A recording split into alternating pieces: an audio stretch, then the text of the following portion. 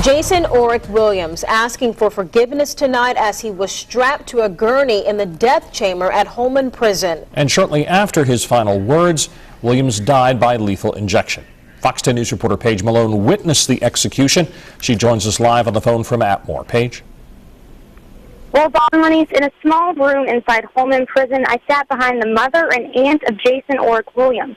Before the execution, the prison minister spoke to the family and walked them through what was about to happen. Now, there were no words spoken between the Williams family members. All you could hear were the faint sounds of cries. And at about 6 o'clock, the curtains opened and Williams was lying on a gurney in the middle of a small room, arms wide. He then muttered his last words. He said, "I hope the families of the victims can forgive me." With that, he locked eyes with his family and smiled. Once the drugs began to flow, the prison chaplain kneeled at his side and held his hand. Williams' head tilted to the side, and the warden joined him. He called for him, saying, "Jason, Jason." He then pinched his arm and then wiped his eyes to test for consciousness. Williams did not respond, and the lethal drugs were then administered. At 6:19, Williams was pronounced dead. On the other side of the room was another window. Behind it, family and friends of the victims watched the execution. They joined us later with their reaction.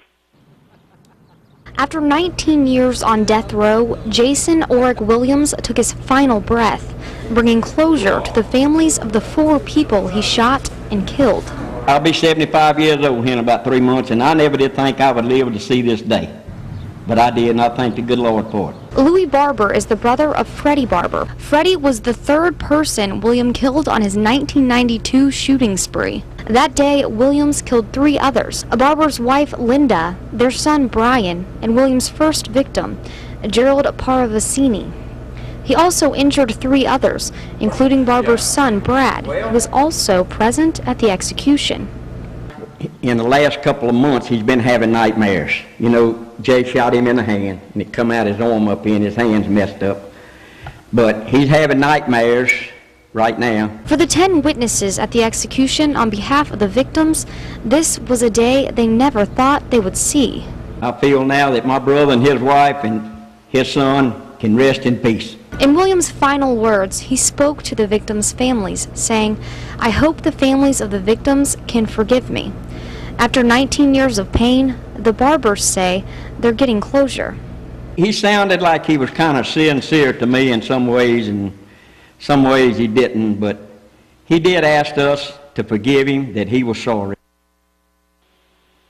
Now, Williams had no final meal request. He ate only what his family purchased for him from the visitor's yard, which was wings and sandwiches.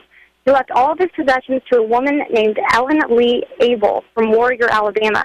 These possessions were one Sanyo black and white television, assorted pictures and letters, an assortment of cosmetics, 1 brown leather Bible, and 18 44-cent stamps, and 1 shaving mirror.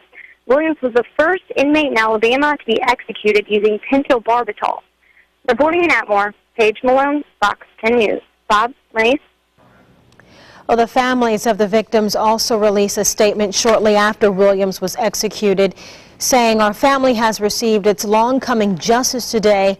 Our wish now is to let everyone know that even after Jason's death, it will not replace our loved ones. Our hearts are forever broken, but maybe now we'll be able to move on with our lives." We would like to thank everyone for their thoughts and prayers throughout this process. We love you all.